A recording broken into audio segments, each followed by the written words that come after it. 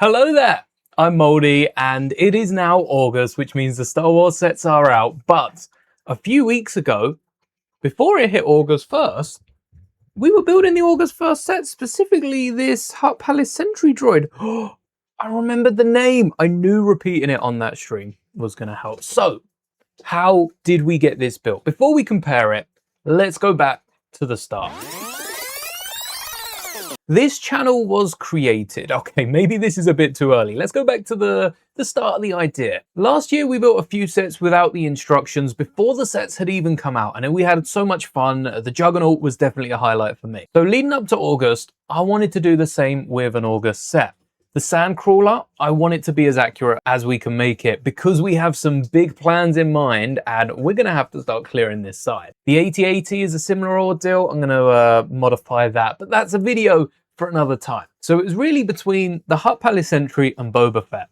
And for those of you that think we can build Boba Fett without the instructions and it look like Boba Fett and also hold up and not crumble under pressure, well, thank you. You have high expectations of the channel, but we're also 3D printing and building a life-size version of that set. So knowing that ahead of time, by the way, check out that video. It's a banger. I was left with the Hutt Palace Sentry droid, so we built it. Overall, it was quite a fun build. It did take us the majority of the 3 hours to try and get this thing built and put together. And there were so many angles, like the back of the set, we just don't see. There are no images of the back. And the only image we really got is the detachable bit where Grogu hides. We'll get into the features. First off, let's take a look at how well we built this droid.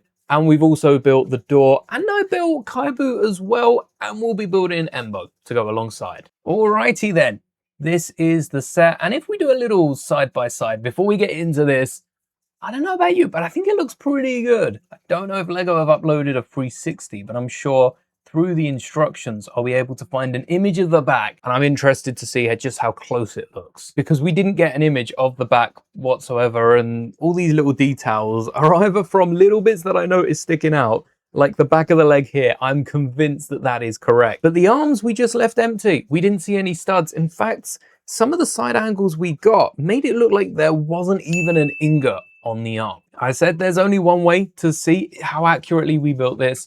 So let's pull up the instructions and skip straight to the good part. We'll pass the door. We'll come back and have a look at this at the end because I do want to know just how close I got the door.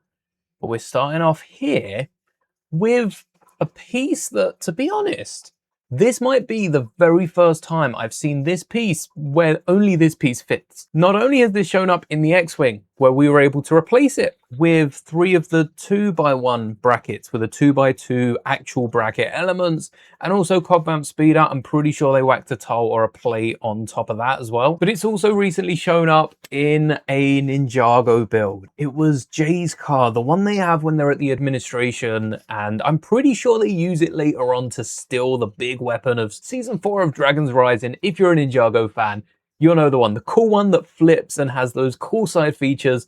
Maybe we'll take a look at it when Ninjago comes back around. But this is the first time that this piece, this bracket I'm talking about, this one here, is actually needed because that 2x4, I think this is like quite high up in the head we're working with here, even if it's not.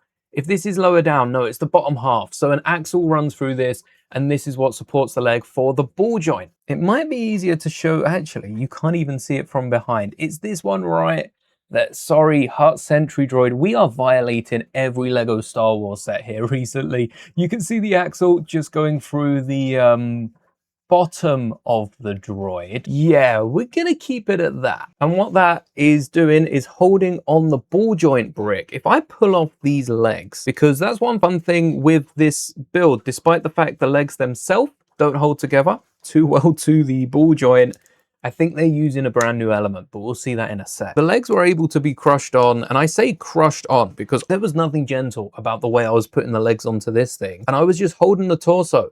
And it worked. Not a single toe fell off, no pieces come apart. And this is very awkward to come off. So I wouldn't be mix and matching this with any of my other mechs. Although it is compatible because the arms use the same ball joints as the smaller ones that we've got in Star Wars. And the legs use the same as the bigger ones. I'm sure Galactus and the brand new Sentry for Doomsday are compatible with this build. Torso is a little small, but you know, some fun creations. So here is the brick. It's one of those big ball joints back from my Power Miners days. I remember those, and these connectors are really strong. It's the other ones you want to look out for. And the part that we've just seen is all the way up there. This axle and the 4 studs either side of it, all on the corners, is the only thing holding in this ball joint. But just to show you, if you did miss out on that stream, which leg is this? This is the right leg. So you go on there. We can push this in and it clips on, no problem. We have more problems with these smaller mechs than we do this big guy. And voila, they're clipped in, standing up. How cool is that? I was blown away when we clipped on the legs. I mean, I'm speechless. So at this point, we are pretty accurate. It will be interesting to see how many of the brackets we've got, because I think we ran out of brackets pretty quickly. So I'm going to remove this back section. We'll get more onto that later. I'm also going to pull Grogu out of there. Come on, little guy. And taking a peek in. All right, we've got the 2x2 plates. They're a check. The brackets on, I suppose we don't have the brackets on the front because that piece is still in Convamp Speeder. Oh no, there's no light here, so you can't see. Look, from this angle with the shadow, it looks like that black bracket is covering the back, but if we turn up the exposure, you can see they're just dark bluish gray plates. But we've also got the 1x2 snot bricks. Okay, they're not in gray, but we couldn't see the color. I think the color of the interior pieces doesn't matter anywhere near as much as the exterior pieces. And on the underside, we've also got the 2x2 inverted slopes with the 1x1 bracket. Again, not in the correct color, but we were working with what we had. I feel like I've sold myself short. I didn't even explain the fact that we didn't have the parts for this. I just used all the pieces from my collection back here. Speaking of, we've got another member to add to Master Mouldie's members draw front. Monolith doesn't really work. That's the Monolith on the wall over there. Let's say a very special hello there to Melissa Rodriguez. Getting your tile, the second person to feature on Master Mouldie's members draw front. I'm gonna think of a catchier name than that. How cool is that? If you want to see a little more on that, that was in, you know what? I don't even remember what video we debuted those. That must have been in the magazine Monday, the Galactic Marines. And even if it wasn't, go check it out. It was an awesome video. One thing I will know is that Lego did put the axle in the exact same way we thought they would. They always love to put it in the most awkward way. And you can see there's a little ridge on top of that 2x2. That is that's the axle. We knew this was going to happen with all the AT-ATs and the fact that it does make it more stronger. It does make it stronger, the fact that the axle goes in the top rather than the bottom, because if the axle went in the bottom, in fact, I can show you. With the axle in the top, if we're trying to like bend the piece at the bottom off, like it takes, actually, even just pulling it directly off, it takes some strength to pull off. But if the axle was in the bottom, we wouldn't be fighting against this brick, which is the main clutch power of that axle. We'd instead be fighting against some of the round plates and round bricks. So we've got an axle. I've made this one a little bit longer just because I've added quite a few more of these 2x2s. And if we push it through, yeah, it's a bit tough. You can feel it. It's a bit like an injection. It's sorry to anyone that's got like a phobia of injections and needles. That sudden jump scare in a Lego video, I bet you weren't expecting that.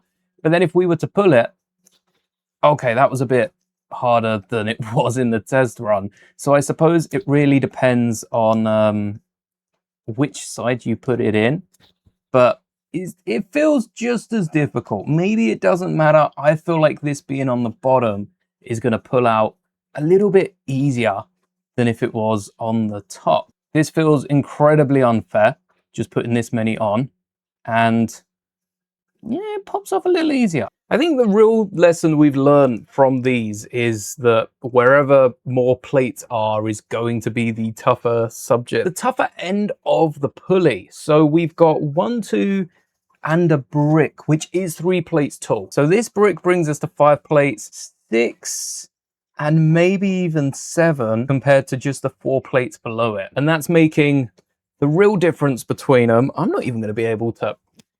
Oh, that was, wait a sec. That was well easy. Why wasn't it doing it that a second ago? As I'm going through looking at all these different brackets, especially with the head, actually, the head, we haven't done the same. But the fact that most of the rest of this is done identically to how we've run it is a testament to how much Lego I've built. Once you've built a set, you haven't built them all, but you've definitely got the knack for some of the designers' little tips and tricks that they throw in there. In fact, do we know who designed this set? No. Okay, they haven't revealed themselves just yet. I mentioned that the head wasn't built entirely as Lego have it, which doesn't mean it's incorrect. It's just not how the set would like. But it's so close. We have that black 2x2 ring with the Technic gap in the middle, but no Technic holes on the underside of that grey plate. There you go. You can see a little bit better now. Instead of using Technic, what I've done is got a snot brick, which is going to be a lot more secure. The head doesn't really have any space to turn. Other than the Technic, we do have the plates on the front. That's correct. I was right on the stream saying that just use one bracket over the top.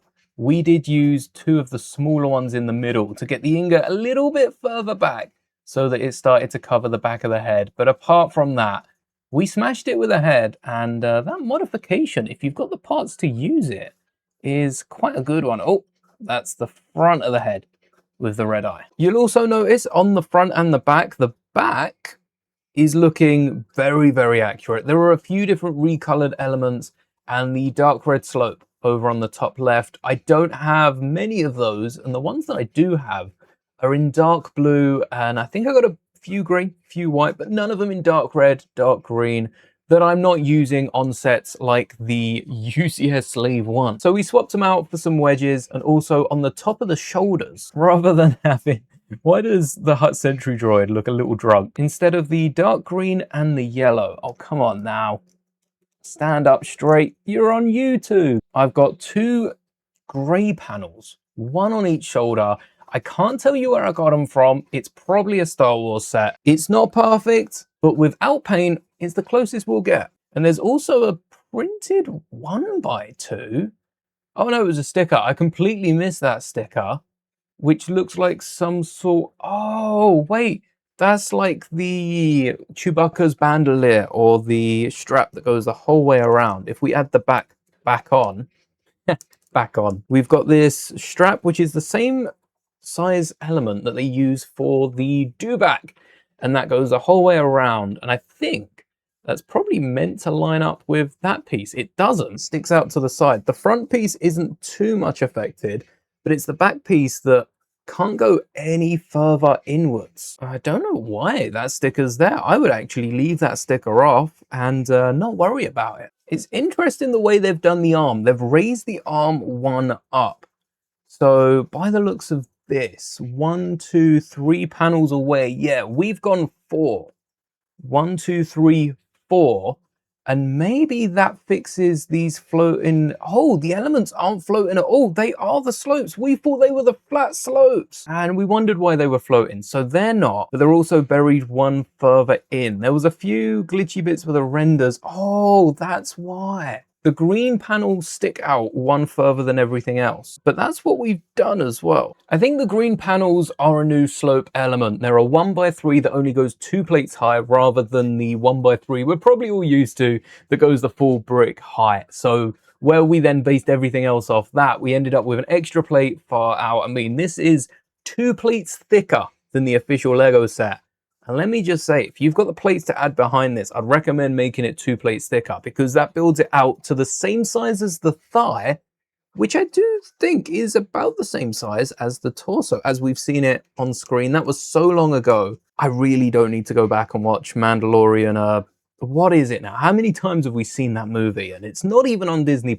There's the strap that goes the whole way around, and the little arm out front. I'm happy with the way we put this droid together, and I think the arms are the strongest part. Without the studs on the back that we've already seen on the left arm, the arms are mostly visible, so I'm feeling confident. Going into bag 3, we've got Kaivu here, who is a brand new minifigure and Embo's new dog for the Mandalorian and Grogu. And whilst we were live, I got challenged to build Kaibu. I mean, we're building this from scratch, so why not have a crack at Kaibu? Am I building the figures as well, or just the build? Interested to see what I do for Embo's dog. After that, I think we build Embo's dog. We spent like half an hour on our brick built Kaibu, but I'm very happy to reveal what we have. No prints, no stickers, no custom decals, just a purist Kaibu, which is also the same size as the Lego minifigure, which, to be fair, that's probably the more impressive part. Now I'm seeing the official Kaibu, I'm realizing Kaibu's built in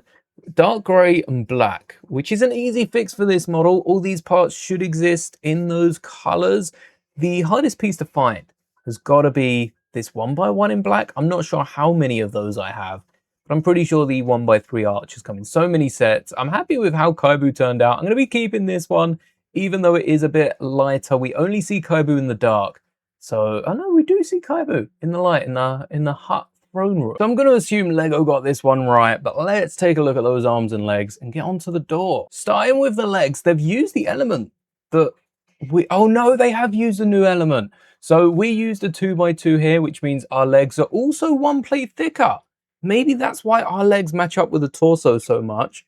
We added one plate on the out. Oh no, that doesn't work because our legs are one plate thicker. I also think we've only added a plate to the front of the torso rather than a plate to the front and the back. But the legs should look like this as we scroll through. We're building the left leg first, but they're one thicker in this dimension because of the 2x2 joint we've used, which is the old Power Miners joint. If I can take some of the brackets off and show you, you'll be able to see it through. And we've just added a 1x2 on the bottom, which is where this brick should actually sit flat. Other than that, I'm not going to make you sit through this whole thing. There's a few little bits like the brackets overlapping with the plates here, but we've run a longer axle through the whole thing. But we've got pretty darn close. We've got the dark red ingot and the grills underneath. Even the frying pan stud with even more ingots. Did we get the dark? Yes. Oh, wow. We even got the dark bluish grey stud underneath. And the pistol on the hip. I don't know why they got a pistol when they're carrying so... This one isn't the one that carries the grenades, is it? But I mean, they're robots and they've got like these missiles on the wrist. And then did we get it right on the back of the leg? Oh, we smashed it with a yellow and dark bluish grey joint.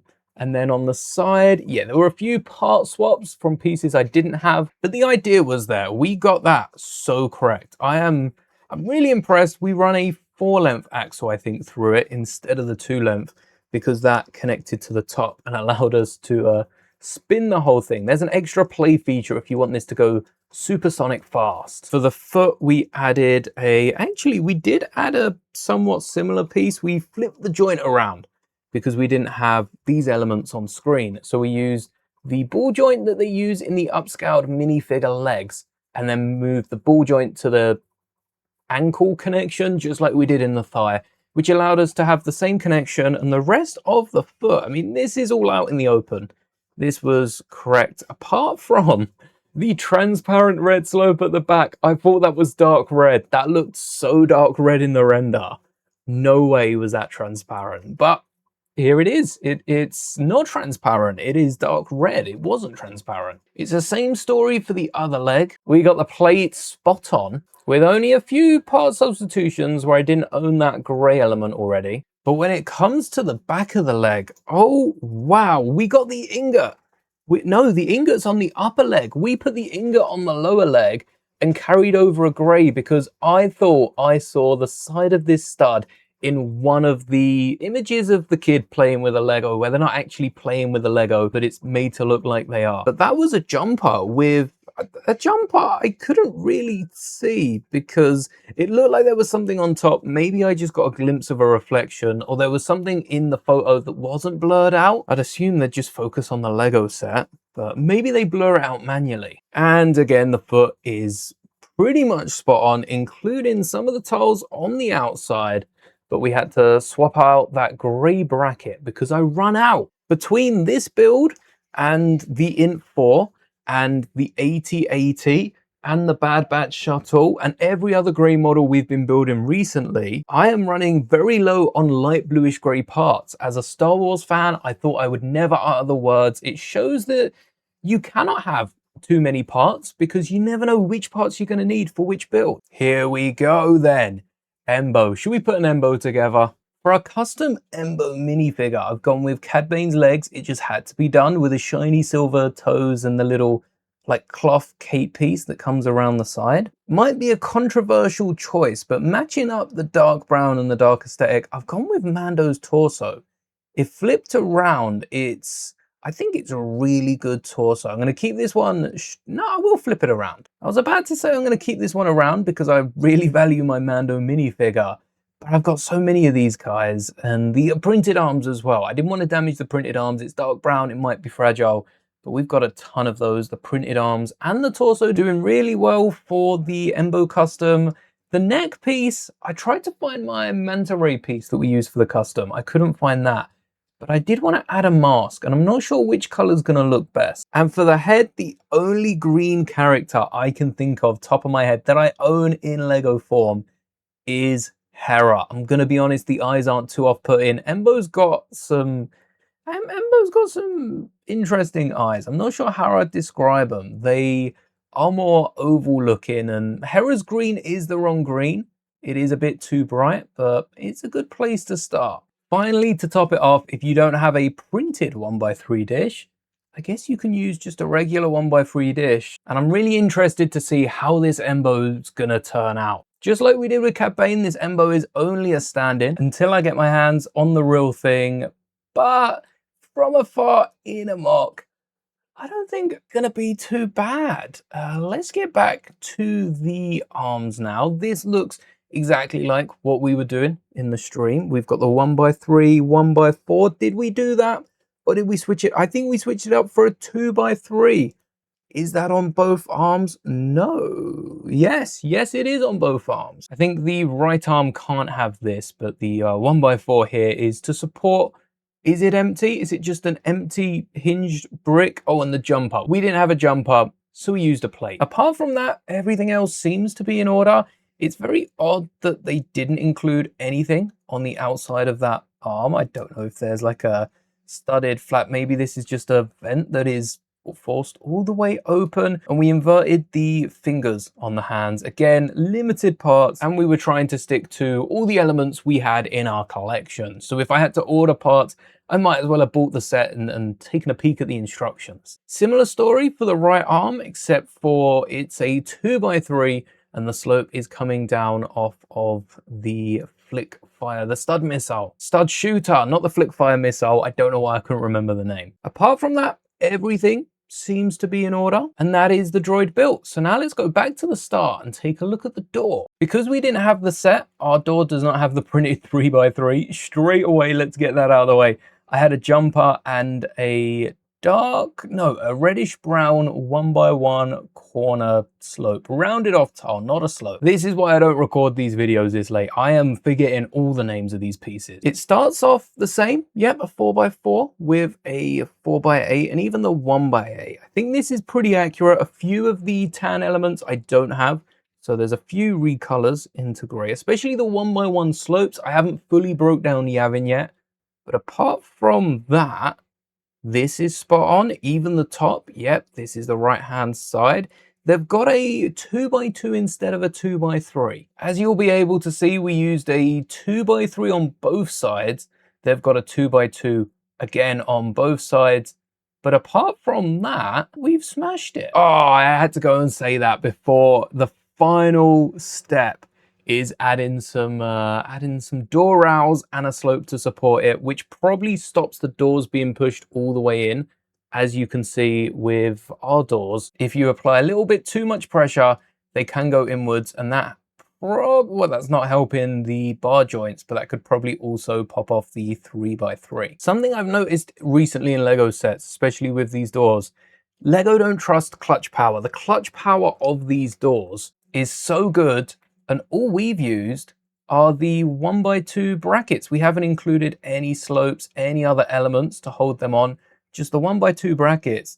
And it's strong enough to probably wave it around by the door. I don't want to try this and then it all like falls off, but there you go. You can actually wave it around by the door without it popping off. You could probably even flick it open Okay, let's not get carried away. If you flick it, it's probably going to fly off, but the connection's pretty strong. Adding an extra 4 studs is going to, you could probably flick this with the extra 2x2 behind it, but that brings us to the end of our set on page number 16. And alongside the Mando, who we've just broken down for Embo, if only I had another Mando. And our little pal Grogu, that is the set which we have done pretty accurately to the source material. No parts, no instructions.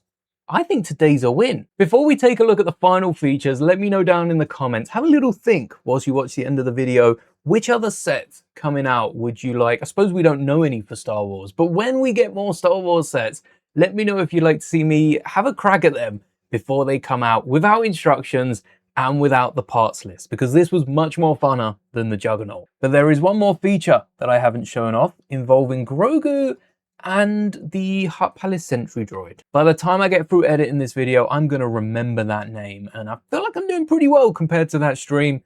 I'll leave that linked in the description if you want to see how many times I forget what this thing's called. If you pop off the back of the Hutt Palace Sentry droid, you see there is a gap in the middle, the nice shadowed area that you can't really see whether or not I've got the right brackets in there. And that is to fit not just the new Grogu, but it fits really well the old Grogu. And I think you could probably even wiggle them side by side in there together.